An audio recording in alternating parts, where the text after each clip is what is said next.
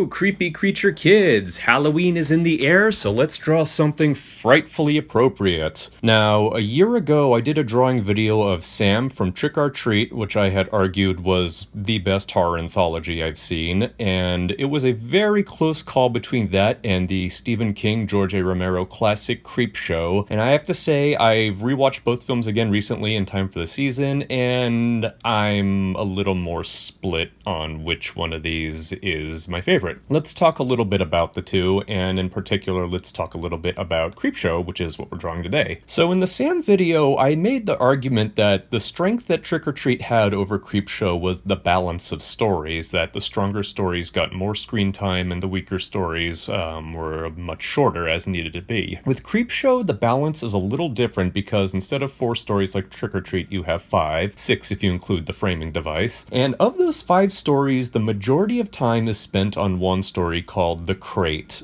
The Crate is a fine story, the tone matches the other ones quite well, but the thing about The Crate is that it clocks in at just about 40 minutes, which is more than twice the length of a lot of the other stories, and I've always wondered why exactly so much time was spent on this one chapter. Don't get me wrong, again, The Crate is fine, but it seems like a lot of time is spent between, the main story, which is finding the crate with the critter in it, and the B-plot, which is the bad relationship going on between the professor and his wife. Oh, just call me Billy, everyone does. And a lot of time is spent on this for reasons that don't really feel entirely necessary. I feel bad criticizing this one because, it's a fun story. Adrienne Barbeau is fantastic in it, but it feels like it could have done with a tighter edit. I think you could have cut a lot of this one down to be the same length as some of the other ones, and it wouldn't have hurt it in the least. You kind of compare this to the very first story of Creepshow, which is Father's Day, which probably has even more of a plot going on, and yet it still is able to be truncated down to a sizable bite of cake. So that's just a nitpick from me. Maybe you agree with me, maybe you don't, but that's just sort of the issue I've had with The Crate. Now let's go into good stuff, which is, what is the best thing about The Crate? Well, the thing in the crate, obviously. Today we are drawing a creature that has been affectionately called Fluffy. I don't know if Fluffy is its official name. I guess it's sort of like the shark in Jaws being called Bruce. It started out as an inside joke, and then the fans picked it up, and next thing you know, we've got Fluffy the Crate Monster. And I've never heard any other official name come out of it, so for all intents and purposes, this thing is Fluffy. And deadly. What is Fluffy? It's kind of hard to say just exactly what it is. Its appearance and mannerisms are very similar to an ape, except for the fact that it has a very dinosaur sort of face to it.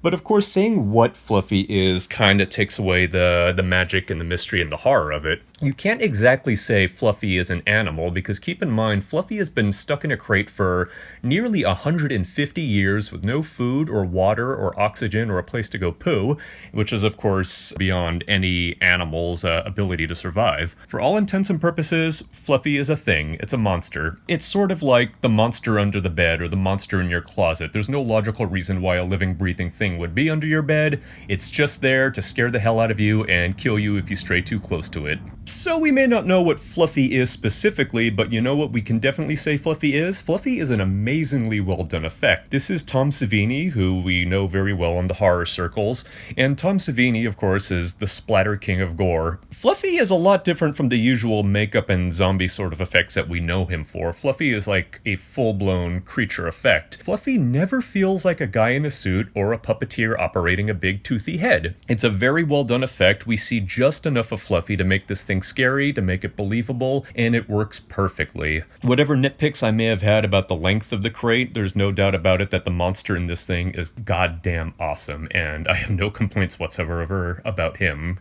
Because if I did, he'd probably tear my face off. When it comes down to comparing Trick or Treat to Creepshow or any other of the great horror anthologies that I would love to hear you recommend in the comments, it's all up to you what your Halloween gem is, and I'm always ready to share in all of these goodies. Thank you very much for watching, everybody. To all of you ghoulies, ghosties, long-leggedy beasties, and things that take a dump in the night, have a happy and safe Halloween. Don't go sticking your hands in any unfamiliar crates. Take care, guys. Bye-bye.